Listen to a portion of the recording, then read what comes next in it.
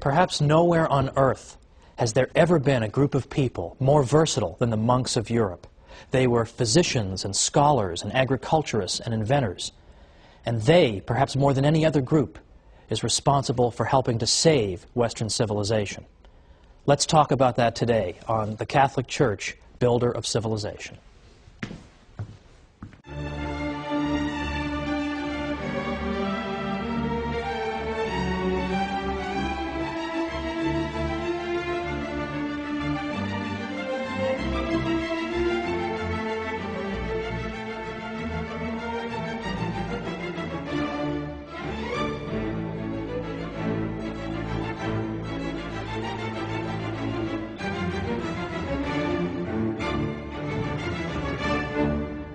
Welcome once again to the Catholic Church, Builder of Civilization.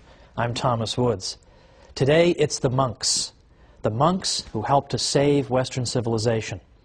Now there's a small publishing industry out there of books called How So-and-so Saved Civilization. This group saved it, and that group saved it.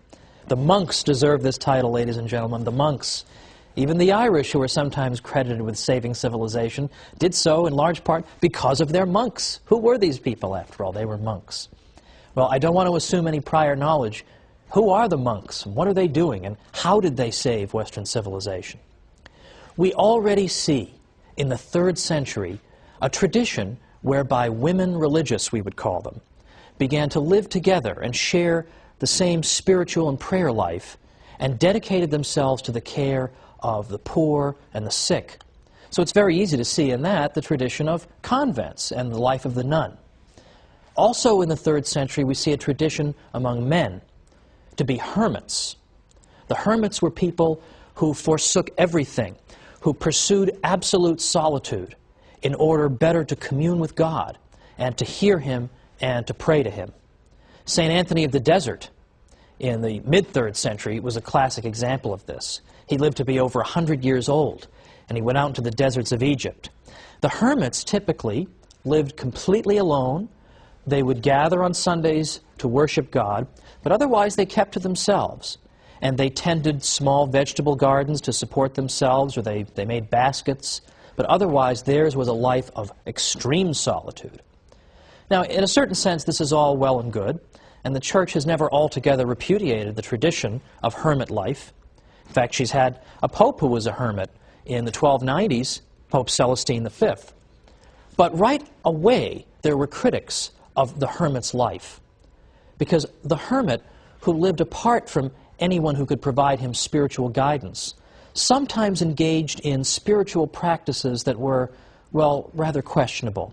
Some of them engaged in, shall we say, penances that were exaggerated, or some of them would go out of their way to wait until food rotted before they would eat it. And this type of thing would go on, and a good many Catholics began to argue that this is not a healthy thing. This is not what God intends. This is not what Christ is calling you to. For example, in the Christian East, St. Basil the Great repeatedly said that the life of the hermit is not the Christian one, ideally, because what we should be doing is living among our fellow human beings, ideally. That would be the best solution. The monks should live in solitude, but in a sense a kind of communal solitude, with other monks, with other people who have in effect retreated from the world. Now it's important to understand the monks are not saying that the world is evil, therefore we retreat from it, or that spaghetti and meatballs and an ice cream sundae are all evil, so therefore I want to deprive myself of them and eat more simply. To the contrary, because Catholics believe in the goodness of the created world, what the monks are saying is that the world is wonderful, it's a great thing, it's filled with a great many delights, and that's why it's such a sacrifice for us to give them up to show how much we love God.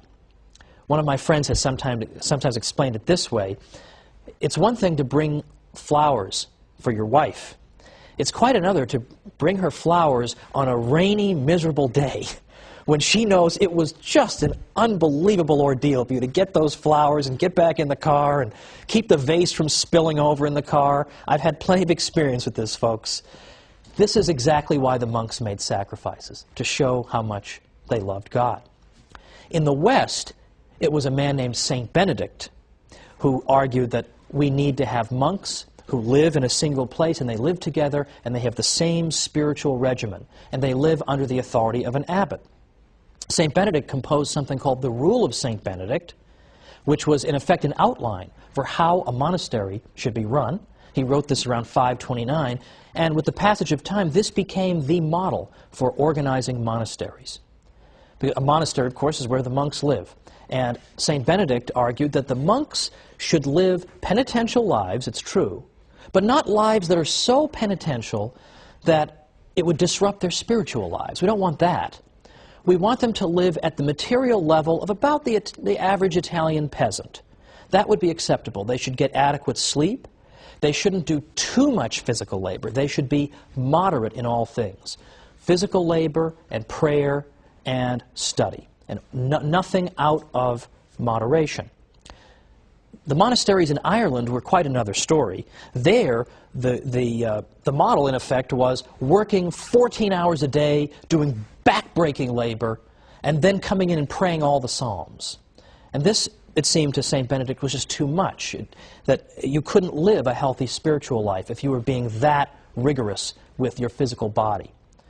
Now, it should be mentioned, by the way, that the Irish monasteries attracted people from all over. They couldn't house them all, so they must have been doing something right. But this was St. Benedict's model. It was flexible, and it seemed to understand human nature very well. And it turns out that St. Benedict and his monks played an essential role in saving Western civilization at a critical moment and building up important parts of it.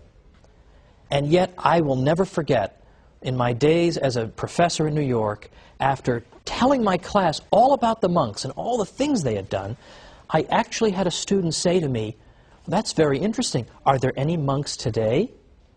Well, that's just depressing, right? That she didn't even know there were still monks today. And so of course I told her, not only are there monks, I've got 1,000,000 friends who are monks. I realize that's perhaps somewhat unusual, but I have a great many friends who are monks. And let me tell you something, living in Manhattan as I did while I was getting my doctorate, you find that just about anything can go on in Manhattan. Nobody cares. Nobody's looking at you. You can have a weird haircut. Nobody cares. You could be on fire. Nobody cares. But I had a friend of mine who was on his way to becoming a monk. He hadn't taken his vows yet, and he came and visited me in his habit. And we went out for nachos at a local place. And I'll tell you, people will look away at anything, but if you're having nachos with a monk, they cannot take their eyes off it, apparently. This is just a bizarre sight, even for Manhattan. So, unfortunately, the monks don't have the high profile they once did, but they deserve our respect. Because, after all, what did the monks accomplish? Well, for one thing, apart from just copying texts, which we all know they did that laboriously, but they also did a lot of physical labor. For example, they cleared and reclaimed all kinds of land in Western Europe. Because what often happened is that people wanted to donate land to the monks as a good work. That's wonderful. Look at what I'm doing for the monks. But people would typically give the monks really crummy land. They want to help them, but they don't want to help them that much. So the monks often found themselves having to deal with land nobody really wanted. And a lot of times it was swampland. In those days, I mean, obviously a swamp has no value. It's just a source of pestilence. The monks would dike and drain the swamp and make it into fertile land. And a great many experts on the history of agriculture in Western Europe have said, for example, we owe the agricultural restoration of a great part of Europe to the monks.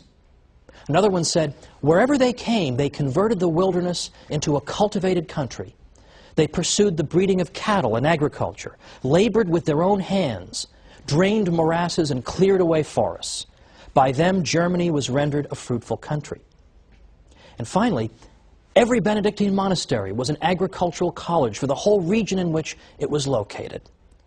The monks introduced crops and industries and production methods that people hadn't known before. And they weren't afraid to work with their hands at a time when manual labor was looked down upon and despised. The monks were inspired to engage in physical labor because they knew, for one thing, that when you engage in hard physical labor, this can be a great form of penance and an opportunity for the mortification of the flesh. So sure, they were thrilled to work with the swamp that nobody else wanted to do.